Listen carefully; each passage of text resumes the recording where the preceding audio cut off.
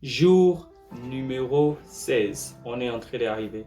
Pour ceux qui me suivent, ils savent de quoi il s'agit. Pour ceux qui me suivent pour la première fois, je partage 5 paroles de sagesse que j'ai tirées de ce livre du pasteur Marcelo Tunasi. Donc je prends 5 paroles qui m'ont édifié ou alors 5 paroles que je pense que ça pourrait édifier quelqu'un d'autre.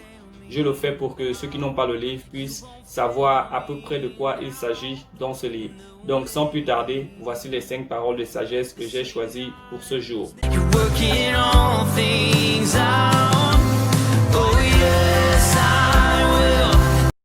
Number 1. Les caresses des moustiques sont des piqûres, comme l'amour des égoïstes n'est que tromperie. Je vais le redire. Les caresses des moustiques sont des piqûres, comme l'amour des égoïstes n'est que tromperie. Donc ce qui veut nous faire comprendre là, c'est que quand le moustique par exemple commence à te caresser, il sait qu'il va te piquer après. Donc en réalité, il est en train de te tromper dans ses caresses.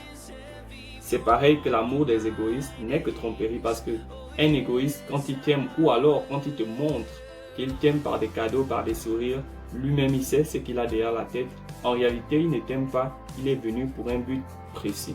Donc, faites attention à toutes les personnes que vous côtoyez. Numéro 2. Le message de la sanctification n'est pas opposé à la grâce, au miracle et à la bénédiction. Tout est dans la Bible, soyons équilibrés. Je vais le redire. Le message de la sanctification n'est pas opposé à la grâce, au miracle et à la bénédiction. Tout est dans la Bible, soyons équilibrés. Donc ce qui fait comprendre, c'est que c'est pas parce qu'on se sanctifie que ça ne veut pas dire qu'on ne veut pas de bénédiction. C'est pas parce qu'on se sanctifie qu'on ne peut pas opérer dans le miracle. Tout est dans la Bible, nous devons être équilibrés. Numéro 13. Que Dieu nous aide à utiliser l'Internet avec amour et sagesse afin de sauver ce monde qui désire ardemment Jésus-Christ. Laisse-moi le redire une fois. Que Dieu nous aide à utiliser l'Internet avec amour et sagesse afin de sauver ce monde qui désire ardemment Jésus-Christ. Et il a raison, et c'est ce que je suis en train de faire. J'utilise l'Internet pour édifier le peuple, j'utilise l'Internet pour amener les gens à Christ. Donc, utilisons l'Internet avec sagesse afin de communiquer l'amour de Christ à ce monde qui a ardemment besoin d'entendre parler du nom de Jésus-Christ. Numéro 4. Vaut mieux mourir qu'adorer Satan. Je veux le redire. Vaut mieux mourir qu'adorer Satan. Oui, parce que si tu adores Satan, c'est que tu iras en enfer. Et en enfer, tu vas brûler pour l'éternité.